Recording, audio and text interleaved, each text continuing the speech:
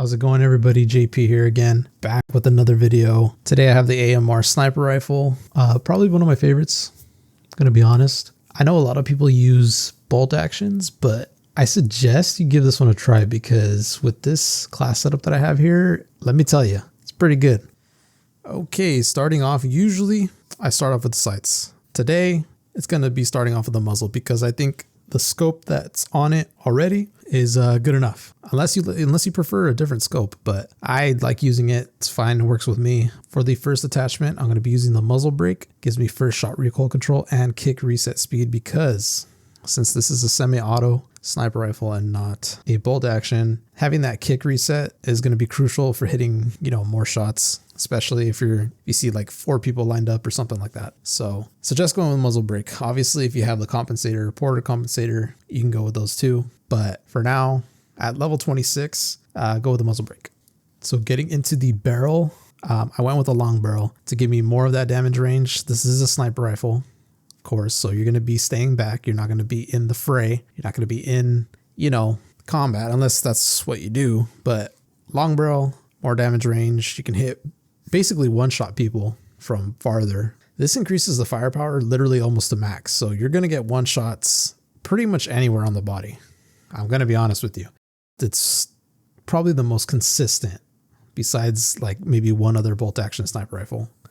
For the stock, I went with the precision pad, mainly due to the fact for the aiming idle sway.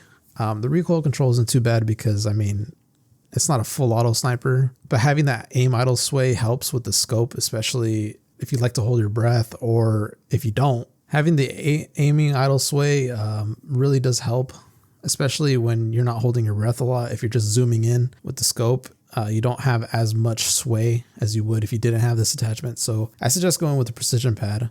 And if you really don't care much for the recoil control, you could go with the lightweight pad. This gives you just full on aiming idle sway. So that way you have basically zero.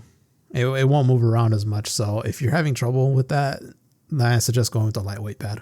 Now for the magazine, I went with the Fast Mags 1, mainly because it has aim down sight speed.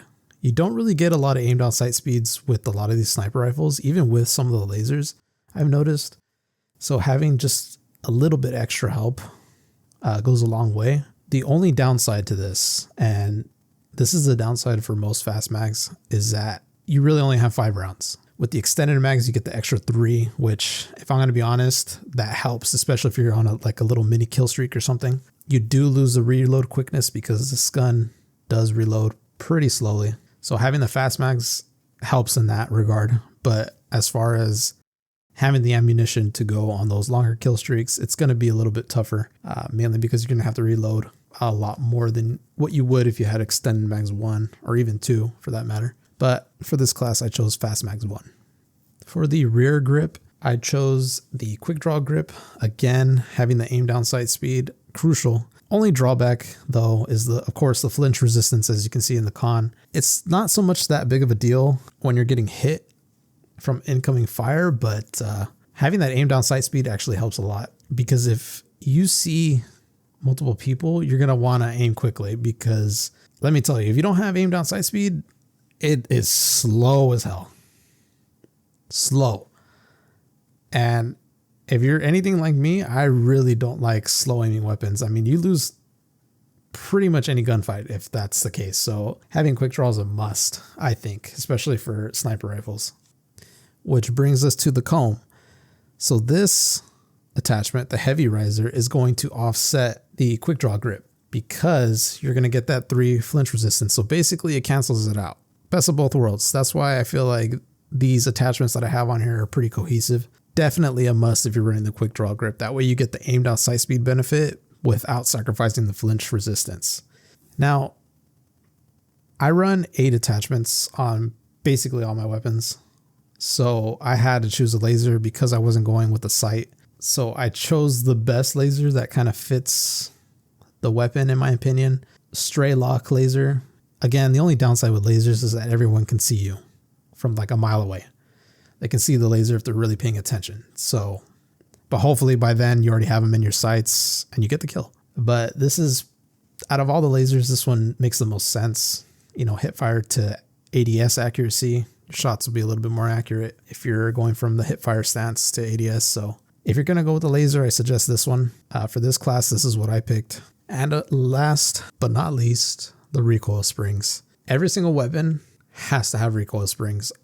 These are probably one of the best attachments, at least for Black Ops 6, because it does wonders for your recoil control. And that's something that you really need if you want to keep getting kills, because if you're just all over the place, you're never going to stand a chance against people, especially in these lobbies with the punch of sweaties.